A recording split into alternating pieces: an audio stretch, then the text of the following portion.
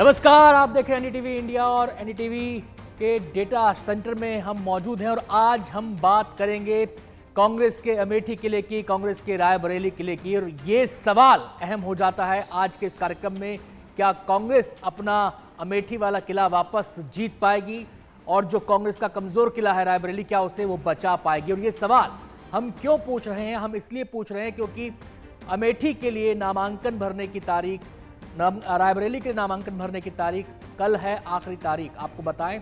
और अमेठी की इस जंग में हम आपको बताएं वो कौन से योद्धा हैं जो इस बार सामने हैं। 2024 में बीजेपी की उम्मीदवार है स्मृति ईरानी, लेकिन कांग्रेस ने अभी तक उम्मीदवार घोषित नहीं किया है, इसलिए सवाल बड़ा हो जाता है।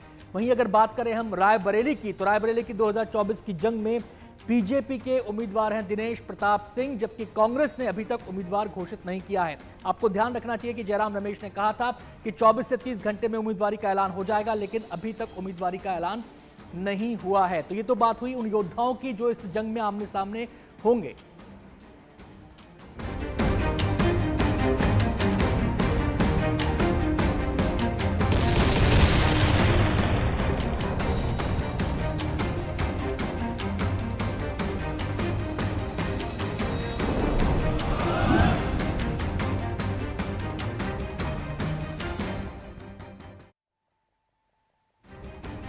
तो आपने इस एनिमेशन के जरिए देखा कैसे 2019 में जो अमेठी कांग्रेस का किला था उस पर बीजेपी ने कब्जा कर लिया। 24 की जंग में नतीजा क्या होगा, इस पर सबकी निगाहें टिकी। अब अमेठी को कांग्रेस का किला क्यों कहा जाता था, ये आंकड़ों से आप समझ सकते हैं। आपको बताएं कि अगर दो चुनाव को मिलाकर यहां पर टोटल लोकसभा चुनाव की हम बात करें तो 18 चुनाव हुए हैं, 15 में कांग्रेस जीती है।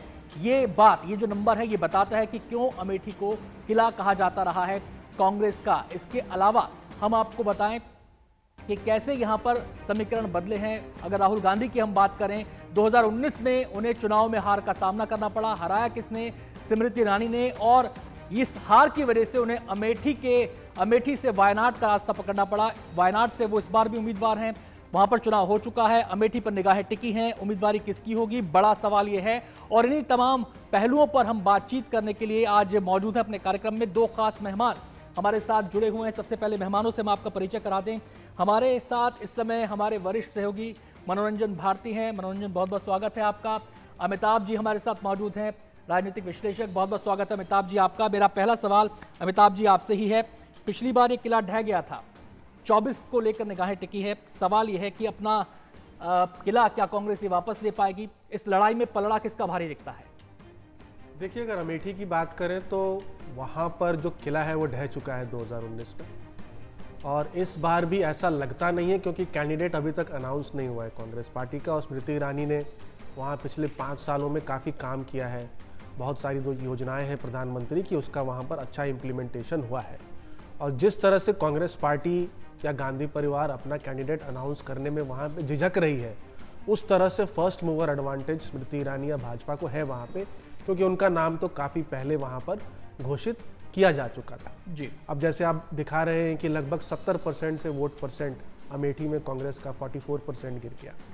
लेकिन जहां वहीं हम रायबरेली की बात करते हैं तो रायबरेली में भी एक समय पे 80% वोट शेयर हुआ करता था, वो 56% तक गिरा है। यानी अभी भी वहां पर सोनिया गांधी के नाम पर वोट है। इस बार वो राज्यसभा के लिए चुनी गई हैं, तो यहाँ पर देखना पड़ेगा कि गांधी परिवार से कोई उतरता है या नहीं उतरता, और उतरता है तो कौन उतरता है, राहुल गांधी उतरते हैं या प्रियंका गांधी? जी, मैं मनोरंजन का यहाँ पर रुख करना चाहूँ। मनोरंजन, हमने ग्राफिक्स में भी दिखाया कि कांग्रेस यहाँ से 15 बार जीती है और बीजेपी ने 2 बार जीत का झंडा यहाँ पर बुलंद किया है। सवाल ये है सबके जहन में कि कैसे चुनाव दर चुनाव यहाँ पर कांग्रेस की पकड़ ढीली होती गई। क्या इसके लिए स्थानीय समीकरण जिम्मेदार हैं या फिर राहुल नब्ज नहीं पकड़ पाए? देखिए, पिछले बार जो हुआ वो सबको मालूम है, और पिछले बार जो हुआ उसके बाद राहुल गांधी वायनाड गए। उसके बाद ये बात सही है कि पिछले 5 साल में वो अमेठी नहीं गए, लेकिन कांग्रेस ने कुछ अपने इंटरनल सर्वे कराए अमेठी के लिए भी और रायबरेली के लिए, और वहाँ पर सर्वे में ये बात सामने आई है कि यदि कोई गांधी परिवार से कोई लड़ता है तो ये सीट कांग्रेस जीत सकती है। देखिए, पिछले बार भी जो हार हुई थी कोई बड़ी हार नहीं थी, आप केवल 50,000 वोट के आसपास से राहुल गांधी हारे थे और उस अंतर को पाटा जा सकता है यदि कोई गांधी वहां से चुनाव लड़ता है। सबसे बड़ी बात यह है कि कांग्रेस ने अभी तक सीट की घोषणा नहीं की है। जो ताज़ा जानकारी हम लोगों के पास ये है कि आज ही जो है वो मल्लिकार्जुन खड़गे और राहुल गांधी की मुलाकात हुई है और खड़गे साहब ने राहुल गांधी को कह दिया है कि आपको और प्रियंका को दोनों को चुनाव लड़ना चाहिए और ये हमारे पार्टी के हित के लिए होगा। जो मोमेंटम है विपक्ष का, उसके लिए ज़रूरी है कि आप दोनों को चुनाव लड़ना चाहिए। सोनिया गांधी भी यही राय रखती हैं, उन्होंने कहा है दोनों को चुनाव लड़ने के लिए।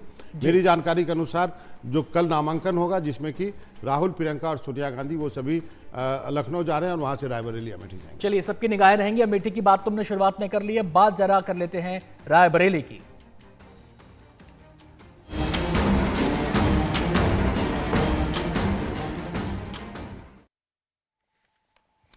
अमिताभ जी, सवाल रायबरेली का है। ग्राफिक्स के जरिए हम तमाम समीकरण यहां पर दिखाते भी रहेंगे, लेकिन मैं सवाल आपसे करना चाहता हूं कि अगर हम रायबरेली की बात करें तो यह भी कांग्रेस का किला है। 20 चुनाव यहां पर हुए हैं, 17 में कांग्रेस जीती है, लेकिन ये किला चुनाव दर चुनाव दरक रहा है।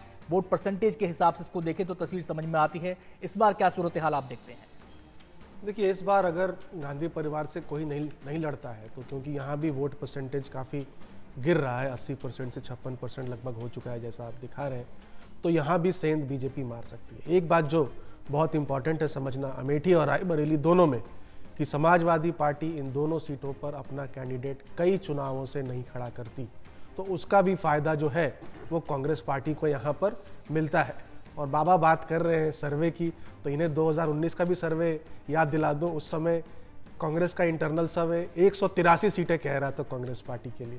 तो राहुल गांधी भी ये समझते हैं शायद कि भाई कांग्रेस के सर्वेस पर ज़्यादा भरोसा नहीं किया जा सकता। देखिए, एक बात है कि अगर राहुल गांधी अमेठी से लड़ते हैं जी और खुदा न खास्ता वो हार जाते हैं तो क्या होता है?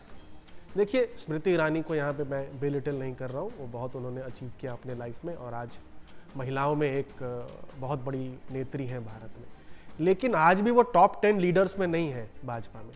तो 2 बार लगातार आप टॉप 10 लीडरशिप से, अगर मतलब जो टॉप 10 लीडरशिप से बाहर है उससे आप हार जाएं तो आपके राजनीतिक करियर पर बहुत बड़ा प्रश्न चिन्ह लग जाता है। शायद यही कारण है कि 50-50 डाउट में है राहुल गांधी। जी, बड़ी बात यहाँ पर कही है। मैं मनोरंजन का यहाँ पर रुख करना चाहूँगा। बात रायबरेली की हो रही है। सोनिया गांधी यहाँ से चुनाव जीतती रही हैं, लेकिन अब वो राज्यसभा का रुख कर चुकी हैं। उनका ये कदम पार्टी के लिए रणनीतिक फैसला मनोरंजन हो सकता है, लेकिन इसका संदेश क्या जाता है खासकर वोटर्स के बीच, रायबरेली की जनता के बीच? देखिए, रायबरेली की सीट है ना, रायबरेली अमेठी नहीं है, रायबरेली इंदिरा गांधी की सीट है, समझ गए। रायबरेली में जो है कांग्रेस की ये सीट है, परंपरागत सीट है। यदि अमिताभ जी ने कहा कि 80% से जो है वो वोट शेयर गिरा है, लेकिन आप देखेंगे 2004 में जब सोनिया गांधी लड़ी थी तो 58.75% था। ये जो 80% वोट मिला था ये बाय इलेक्शन हुआ था, हम सब ने उसको कवर किया था। ऑफिस ऑफ प्रॉफिट के चक्कर में सोनिया गांधी को ने रिजाइन किया था। उसके बाद जब चुनाव लड़ी थी वो एक तरफा चुनाव था जिसमें कि 80% जो है उनको सारे 80% वोट मिले थे। और अभी भी है 2019 में 55.80% वोट उनको मिले हैं, करीब 2.25 लाख वोट से वो जीती हैं। तो ये तो डन डील है, यहाँ से कोई भी खड़ा होगा कांग्रेस का, गांधी परिवार का, आप उसको हरा नहीं सकते। बीजेपी ने कैंडिडेट भी दे दिया, वही कैंडिडेट दिया जो कि 3 लाख वोट से पिछले बार भी कई बार हार चुके हैं, वो चुनाव लड़ते हैं वहाँ से। जहाँ जो अमेठी की बात जो हो रही है, देखिए राहुल गांधी का ये कहना है कि वायनाड से वो लड़ रहे हैं। यदि वायनाड से वो जीतेंगे, यदि आप उनको रायबरेली अमेठी कहीं से लड़ाते हैं तो सीट कौन सी छोड़ेंगे वे? राहुल गांधी का कहना है कि वो वायनाड नहीं छोड़ना चाहते। तो मुझे लगता है कि राहुल गांधी शायद रायबरेली लड़े, जीतने के बाद वो छोड़े और प्रियंका गांधी। अमिताभ जी, छोटी सी प्रतिक्रिया यहाँ पर मनोरंजन ने जो बातें बोली हैं उस पर मैं लेना चाहूंगा आपकी। वो कह रहे हैं कि रायबरेली तो डन डील है और अमेठी को लेकर भी पार्टी में एक अलग किस्म का मंथन चल रहा है। मेरा सवाल यह है कि अगर इतना ही कॉन्फिडेंस है, अगर सारी बातें इतनी सही हैं, तो फिर ये हाना की स्थिति क्यों पैदा हो रही है? ना तो हाँ ही हो रही है, ना ही हो रही है। हाँ, तो ये तो यही दर्शाता है कि कॉन्फिडेंस नहीं है उतना दोनों गांधी सिबलिंग्स प्रियंका और राहुल गांधी में कि कहाँ से लड़ा जाए और लड़के जीत सकते भी हैं कि नहीं। अगर प्रियंका गांधी मान लीजिए लड़ती हैं अमेठी से, ठीक है, तो वो भी चांस है कि वो हार सकती हैं। तो पहले ही चुनाव में अपने लाइफ का वो चुनाव हार सकती हैं। तो वो भी चाह रही हैं कि सेफ सीट रायबरेली ज़्यादा है तो रायबरेली से लड़ा जाए। और शायद सोनिया गांधी चाहती हैं कि जो लेगेसी पास करती हैं वो अपने पुत्र को पास करें, तो राहुल गांधी को पास करें। तो इसका भी थोड़ा एक वहाँ पे डाउट चल रहा है। देखते हैं क्या होता है। डन डील तो चुनाव में कुछ नहीं होता। एक छोटा रायबरेली- सा ब्रेक। अमिताभ जी, माफी चाहूंगा, आपको बीच में रोकना पड़ रहा है।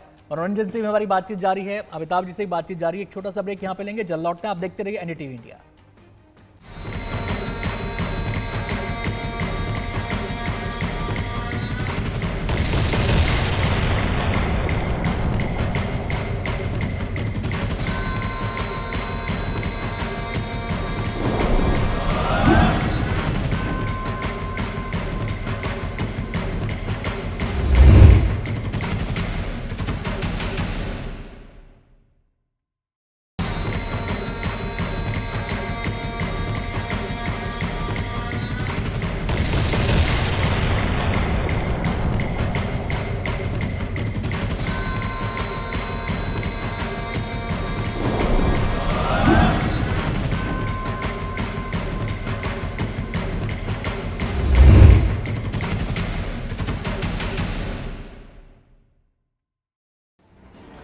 ब्रेक के बाद आपका स्वागत है और हमारे कार्यक्रम में आज हम बात कर रहे हैं अमेठी और रायबरेली की लोकसभा सीट पर कौन भारी है, किसका पलड़ा भारी है, कौन जीत सकता है। तमाम पहलुओं पर चर्चा जारी है और इसको समझने के लिए विधानसभा का गणित भी समझना जरूरी है और ये हम एक एनिमेशन यहाँ पर प्ले किया है। आनंद जी, जरा इसको आप समझा दीजिए लोगों को। जी, मैं इसको इस तरीके से समझाता हूँ कि जो विधानसभा है अमेठी की, लोकसभा सीट में जो आती हैं 5 विधानसभाएं आती हैं, इनमें 3 विधानसभाएं बीजेपी के पास है और 2 कांग्रेस के पास। कांग्रेस यहाँ पर है ही नहीं। 2 समाजवादी पार्टी के पास है, कांग्रेस यहाँ पर है ही नहीं। तो विधानसभा में कांग्रेस की मौजूदगी नगण्य है और यही हाल रायबरेली सीट का भी है। लोकसभा सीट में वहाँ पर भी 5 विधानसभाएं आती हैं और वहाँ पर अगर हम बात करें तो 4 समाजवादी पार्टी के पास है और 1 केवल बीजेपी के पास है। बाबा, जमीनी हकीकत आपके सामने है। क्या 19 के चुनाव के बाद स्थितियां इतनी बदल चुकी है, कांग्रेस इतनी मजबूत हो चुकी है जमीन पर कि वो तस्वीर को पलट दे इस बार? देखिए, ये विधानसभा के आंकड़े हैं और देखिए वहाँ पर ना कांग्रेस और समाजवादी पार्टी के पास एक डील है। जो है समाजवादी पार्टी कभी वहाँ पे लोकसभा का चुनाव नहीं लड़ती। आप देखेंगे कोई भी लिस्ट उठा के देखेंगे, अमेठी रायबरेली वो हमेशा जो है वो कांग्रेस के लिए छोड़ देती है। हालांकि बीएसपी लड़ती रही। आपको बताऊं कि अमेठी से काशीराम तक चुनाव लड़ चुके हैं एक वक्त में। तो एक समय में शरद यादव चुनाव लड़ चुके हैं। मेनका गांधी जो है राजीव गांधी के खिलाफ चुनाव लड़ती थी। लेकिन विधानसभा में भी ये डील है, समाजवादी पार्टी वो सीट लड़ती है, लोकसभा में वो कांग्रेस के खिलाफ कोई भी अपना कैंडिडेट नहीं देती है। बीएसपी जरूर लोकसभा में देती है कांग्रेस के खिलाफ कैंडिडेट। जी, मतलब आपको ये कहना है कि विधानसभा के नतीजों का कोई फर्क नहीं पड़ता। चलिए, मैं अमिताभ जी का यहाँ पे रुख करना चाहूंगा। अमिताभ जी, ये लड़ाई केवल अपना गढ़ बचाने की है, अमेठी और रायबरेली का किला बचाने की है, या फिर इसका संदेश इससे कहीं ज्यादा बड़ा है, इसका संदेश कुछ और भी है? नहीं, इसका संदेश तो बहुत लार्जर है, बहुत बड़ा संदेश है इसका। पूरे देश में इसका एक मैसेज जाने वाला है। जैसे 2019 में जब राहुल गांधी वहाँ पर हारे थे अमेठी से, तो वहाँ एक मैसेज गया था कि कांग्रेस पार्टी अपना जो एक पुश्तैनी गढ़ है वो भी नहीं बचा पाई। तो यूपी में वैसे भी अब सिर्फ एक गढ़ बचा है, जो है रायबरेली। तो अगर इस चुनाव में कुछ ऊंच नीच हो जाती है तो इसका भी मैसेज बहुत बड़ा जाने वाला है कि हिंदी हार्टलैंड से तो वैसे भी कांग्रेस पार्टी पूरा साफ हो चुकी है, फिर उत्तर प्रदेश से भी पूरी की पूरी साफ हो जाएगी कांग्रेस पार्टी। और ये जो है कांग्रेस पार्टी के फ्यूचर और ग्रोथ प्रॉस्पेक्ट्स के लिए बहुत रिस्की हो जाएगा।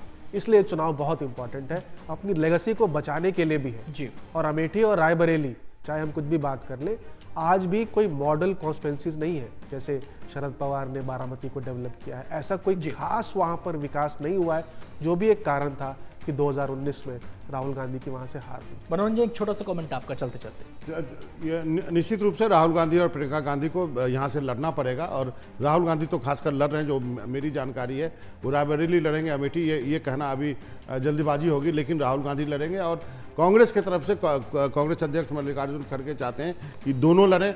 सोनिया गांधी भी चाहती हैं दोनों लड़ें, लेकिन क्या वो दोनों लड़ेंगे या केवल एक ही राहुल गांधी लड़ेंगे, इसके लिए आपको थोड़ा इंतजार कर लीजिए। आज की रात जो है कयामत की रात। बहुत बहुत शुक्रिया मनोरंजन आपका इस पूरी बातचीत के लिए, और अमिताभ जी आपका भी बहुत बहुत शुक्रिया हमारे कार्यक्रम में शिरकत करने के लिए। एक छोटा सा ब्रेक यहाँ पे लेंगे, आप देखते रहिए एनडीटीवी इंडिया।